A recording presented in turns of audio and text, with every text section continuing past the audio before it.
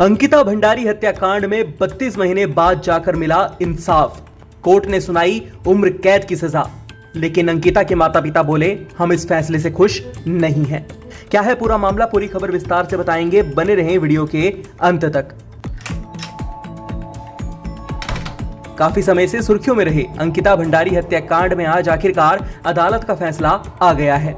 कोटद्वार स्थित अपर जिला एवं सत्र न्यायालय एडीजे कोर्ट ने इस सनसनीखेज मामले में तीनों आरोपियों वनतारा रिजोर्ट के मालिक पुलकित आर्या, उसके कर्मचारी सौरभ भास्कर और अंकित गुप्ता को भारतीय दंड संहिता की धारा 302 यानी हत्या, 201 यानी सबूत मिटाना, 354 यानी छेड़छाड़ के तहत दोषी करार देते हुए उम्र कैद की सजा सुनाई है। कोर्ट ने इन पर 50-50 हजार रुपए का जुर्माना भी लगाया है और मृतका के परिवार को 4 लाख रुपए मुआवजा देने के आदेश दिए गए हैं। कोर्ट के फैसले से ठीक पहले अदालत परिसर के बाहर भारी भीड़ इकट्ठा हो गई। जैसे जैसे फैसला सुनाए जाने का समय नजदीक आता गया, लोगों का गुस्सा और उत्सुकता दोनों बढ़ते गए। प्रशासन द्वारा लगाई गई बैरिकेडिंग को तोड़कर कुछ लोगों ने अंदर घुसने की कोशिश की, जिसे पुलिस बल ने पूरी ताकत से रोका। गढ़वाल मंडल के विभिन्न जिलों से बुलाई गई पुलिस फोर्स और पीएसी की तैनाती के चलते स्थिति नियंत्रण में रही। अदालत परिसर को पूरी तरह छावनी में तब्दील कर दिया गया था। 4 मजिस्ट्रेट और भारी सुरक्षा बल की निगरानी में फैसला सुनाया गया। इस हत्याकांड की पहली सुनवाई 30 जनवरी 2023 को शुरू हुई थी। एसआईटी द्वारा की गई विस्तृत जांच के बाद अभियोजन पक्ष ने अदालत में 500 पन्नों का आरोप पत्र दाखिल किया।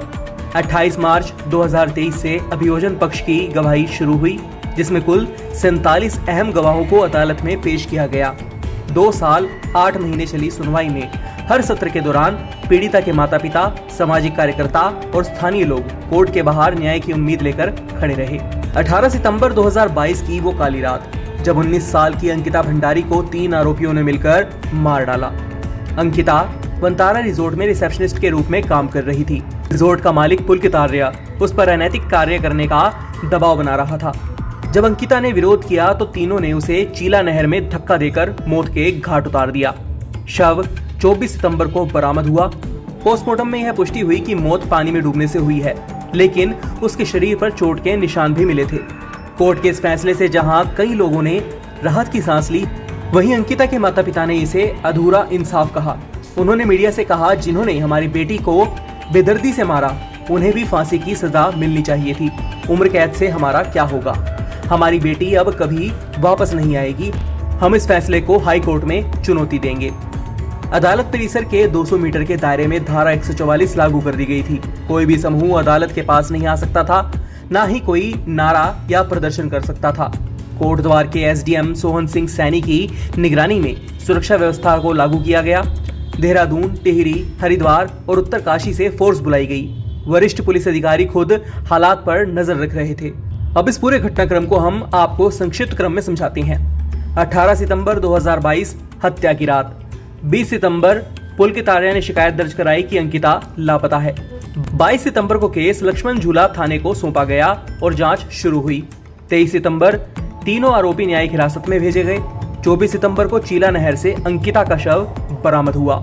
26 सितंबर को आरोपियों को पुलिस रिमांड में लेकर क्राइम सीन को दोहराया गया और 16 दिसंबर हत्या, साक्ष्य मिटाने, छेड़छाड़ और अनैतिक कार्यों के लिए चार्जशीट दाखिल की गई। 30 मई 2025 तीनों को आज उम्र कैद की सजा सुनाई गई है।